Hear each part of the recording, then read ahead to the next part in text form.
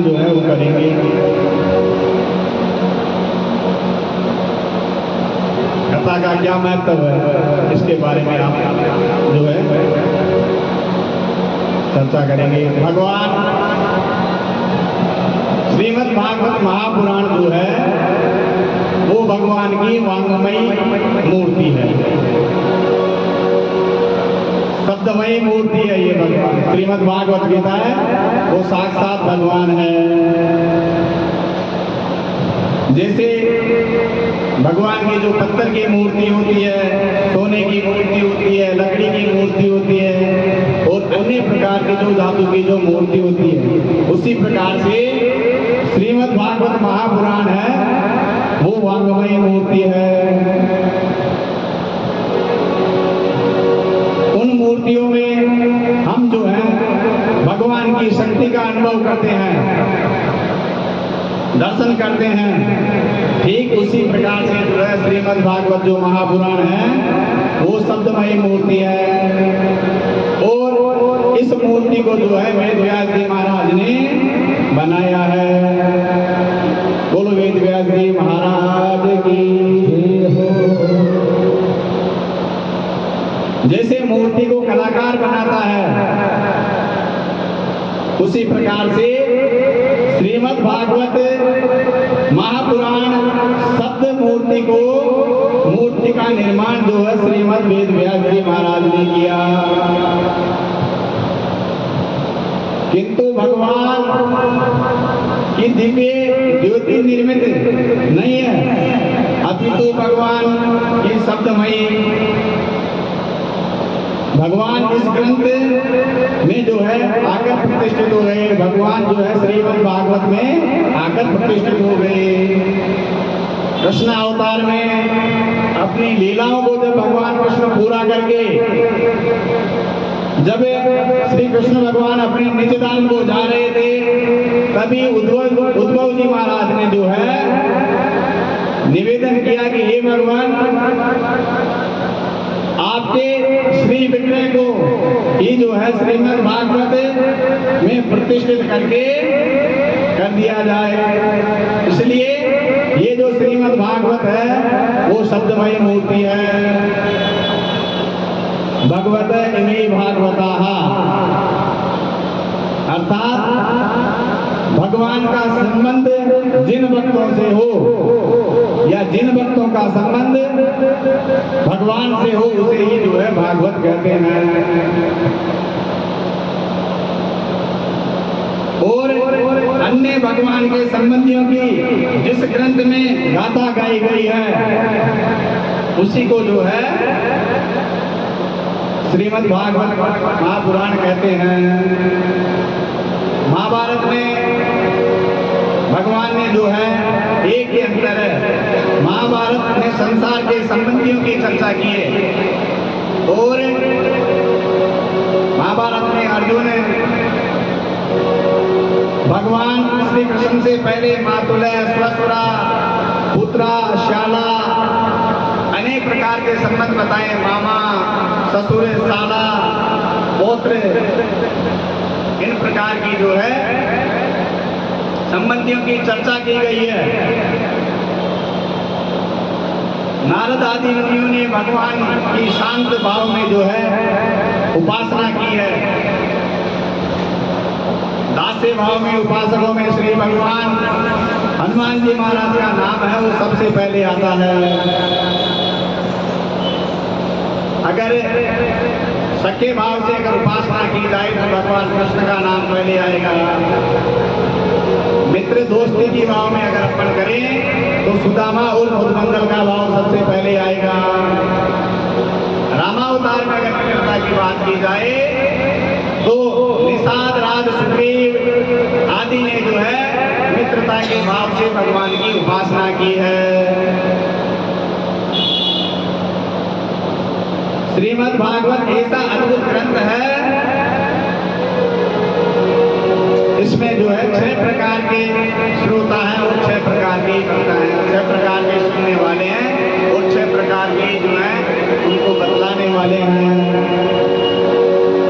नारायण जी ने ब्रह्मा जी से कहा और जी ने जो है नारद जी से कहा, और नारद जी जो है वो वेद व्यास जी महाराज को कहे, और वेद व्यास जी महाराज जो है वो सुखदेव जी महाराज को कहे, और सुखदेव जी महाराज जो है वो राजा परीक्षित को कहे।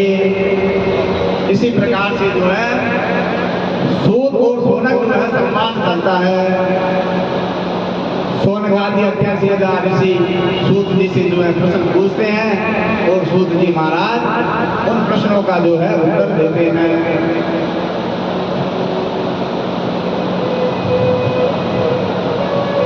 भागवत के पहले श्लोक में प्रवेश करते हैं। सच्चिदानंद रूपाय विश्वोत्पत्त्यादि हेतवे तापत्रय विनाशाय श्री कृष्णाय वयम्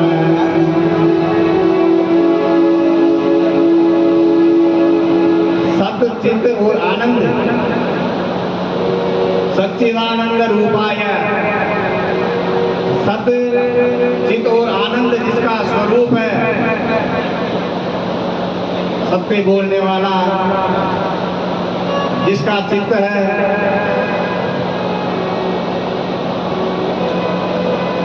विश्वोत्पत्त्यादि हेतवे, विश्व का पालन करने वाला, संसार का पालन करने वाला, और संसार का जो है संहार करने वाला, तापत्रय विनाशाय, 3 प्रकार के ताप बताए गए हैं, दैहिक, दैविक और भौतिक।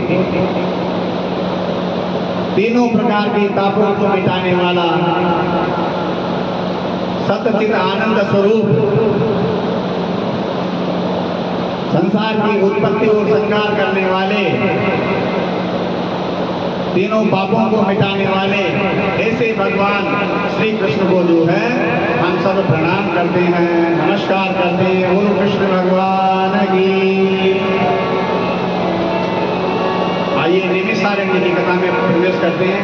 देखो सभी जो कथाएं हुई है वो नैमिषारण्य से ही हुई है, चाहे वो श्रीमद् भागवत कथा हो या अन्य कथा हो। सबसे जो कम समय की जो कथा है वो श्री सत्यनारायण भगवान की कथा है, वो भी जो है नैमिषारण्य क्षेत्र से ही जो है हुई है। बोलो श्री सत्यनारायण भगवान की।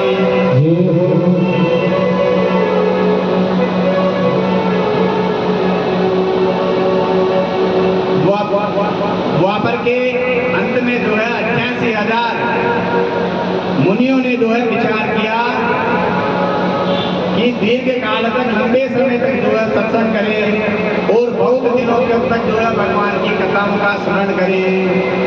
देखो एक जो श्रीमद् भागवत जो कथा है वो पापी प्राणियों का कल्याण करने वाली वस्तु बताई गई है।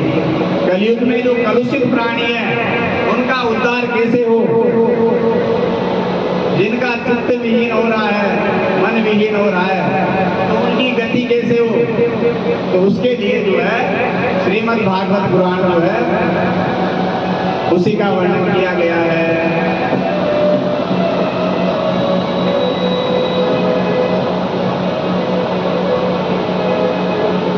88,000 जो ऋषि हैं, मुनि हैं, जो विचार करके कि लंबे समय तक ऐसी कोई जगह देखी जाए जो लंबे समय तक जो है भगवान का भजन करें, कोई हमें जो है परेशान नहीं करे, ऐसी जगह देखें जो कोई आकर अपने को परेशान नहीं करे। तो भगवान ने ये कैसे संभव हो, तब जो है 88,000 ऋषियों ने सीधे जो है ब्रह्मा जी के पास गए और ब्रह्मा जी के पास जाकर ब्रह्मा जी के पास हाथ जोड़कर निवेदन किया, हे ब्रह्मा जी महाराज, आप ऐसी कोई जगह बताइए, सब जगह घूम चुके हैं परंतु ऐसी कोई तपोभूमि हमें मिली नहीं है। आप कोई कृपा करके हमें ऐसी तपोभूमि बताइए जिससे जो है हम तप कर सकें और तप भी ऐसा हो कि कोई हमें जो है आकर वहाँ परेशान नहीं करे। क्योंकि जब पहले ऋषि मुनि तपस्या करते थे तो राक्षस लोग आके उनकी तपस्या का खंडन करते थे। इसलिए ऋषियों ने ब्रह्मा जी से जाकर निवेदन किया और कोई स्थान बताइए। तब ब्रह्मा जी महाराज ने कहा कि मैं एक चक्र भेज रहा हूं, ये चक्र भेजूंगा, जहां जाकर ये चक्र गिर जाएगा वही भूमि जो है तप की भूमि है। तो ब्रह्मा जी महाराज ने जो है वहां से जो है चक्र चला दिया। चक्र आगे आगे जा रहा है साहब, पीछे पीछे ऋषि लोग जा रहे हैं। आगे आगे चक्र, पीछे पीछे ऋषि, आगे आगे चक्र, पीछे पीछे ऋषि। और वो जो चक्र है वो पृथ्वी पर जाकर रुक गया। जहां भी जाकर ये रुकेगा वही तप की भूमि है। तो ये जो है नैमिषारण्य में जाकर गिर गया।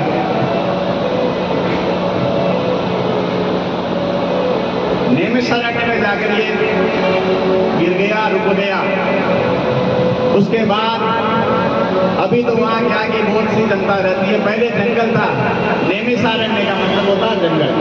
जंगल में जाकर वह चक्र गिर गया, वही तपोभूमि मानी गई। अब वहां जाने के बाद समस्या ये हुई कि हमें जो है तब कौन करवाएगा। कोई बात कहने वाला, कोई सुनने वाला, हुंकारा देने वाला भी तो चाहिए आदमी को। अकेला ही बोलेगा, अकेला ही सुनेगा तो फिर बात बनेगी नहीं। तो किसी भी कहानी को सुनते हैं, किसी भी बात को सुनते हैं तो एक का होना जरूरी अनिवार्य है। आप अकेले सुन लोगे, अकेले कह दोगे तो बात समझ में नहीं आएगी। इसलिए दूसरे आदमी का भी जो है रहना जरूरी है। तब ब्रह्मा जी महाराज ने कहा एक प्रशस्त वेदी बनाई जाए, वेदी का निर्माण किया जाए और उस वेदी पर जो है व्यासपीठ लगाई जाए, व्यास जी का जो आसन दिया जाए और उसको हाथ में ले ऋषि लोग और भगवान का ध्यान करें। कोई न कोई जो है तुम्हें पता मिलेगा, कोई न कोई भगवान कृष्ण जो है किसी महापुरुष को आपके पास भेज देंगे। ब्रह्मा जी की बात सुनकर 88,000 ऋषियों ने जो है चक्र के पीछे पीछे आकर नैमिषारण्य में रुका और जहां जो चक्र रुका उसे चक्र तीर्थ कहा गया है। अभी आप जाओगे चक्र तीर्थ के चारों ओर परिक्रमा लगानी पड़ती है। चक्र तीर्थ में पानी भरा हुआ है, उसके चारों ओर आपको परिक्रमा लगानी पड़ेगी। वेदी का निर्माण किया और उसी समय जो है हमें सत्संग कराए ऐसा कोई महापुरुष पधारे तो वहां पे जो है श्री सूत जी महाराज वहां पर आए। जब सूत जी महाराज आए तो मुनियों ने जो है साक्षात जो है सूत जी महाराज को प्रणाम किया और मुनियों ने सूत जी महाराज को व्यासपीठ पर विराजमान कराकर उनसे प्रार्थना की कि हे प्रभु हमें भगवान की जो है पावन कथा सुनाइए। सूत जी महाराज जो है कथा में बड़े ही विद्वान थे, बड़े ही निपुण थे, बड़े ज्ञाता थे। आज कोई वक्ता कितनी भी कथा कहे, कितने भी सुनाए, 1 दिन 2 दिन 5 दिन 10 दिन करेगा फिर तक जाएगा। पर सूत जी महाराज जब आसन लगा ले तो अनवरत जो है चलती रहती थी। व्यासपीठ पर जो है विराजमान हो गए सूत जी महाराज। तब मुनियों ने जो है उनका पूजन किया। नैमिषी सूत मासीना दीपावली महामती कथामृत रसास्वाद कुशल श्रवण गोब्रवी। महामती कहते हैं तीव्र बुद्धि वाले को, जिसकी बुद्धि बहुत तेज हो, वो महामती। सूत जी कैसे है कि बोलने में बहुत ही तेज है, जैसे मतलब नहीं कि किसी से लड़ाई करना है। भगवत भक्ति में महानिपुण है। भगवान का एक नाम है महान। ऐसे महान परमात्मा जिसकी बुद्धि में प्रतिष्ठित हो जाए उसे ही जो है महामती कहते हैं। अतः नैमिषारण्य की पावन भूमि में भगवान की कथा का शुभारंभ हो रहा है और गोस्वामी तुलसीदास जी नैमिषारण्य की भूमि में महिमा गाते हुए लिखते हैं, तीरथ पर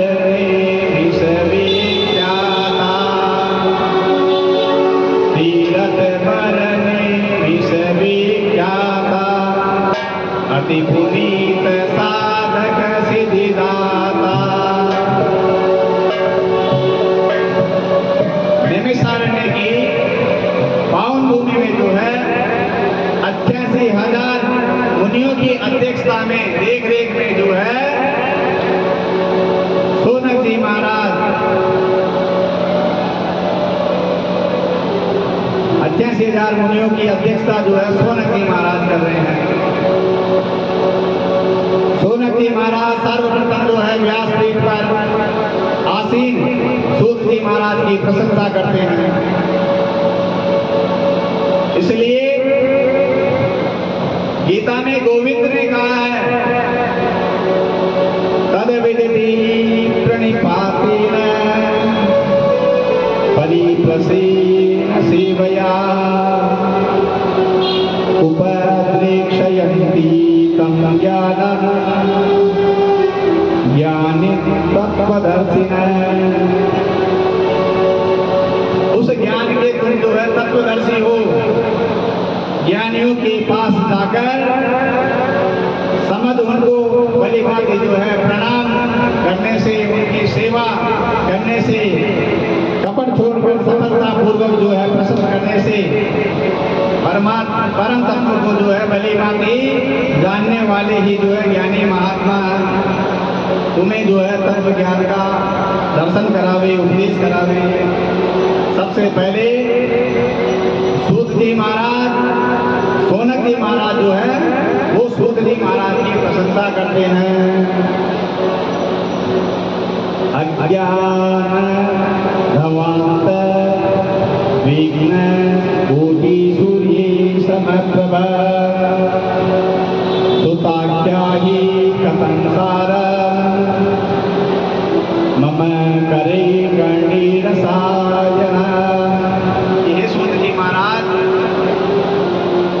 आपका ज्ञान अज्ञान रूपी अंधकार जो है नष्ट करने के लिए करोड़ों सूर्य जो है ये समान है।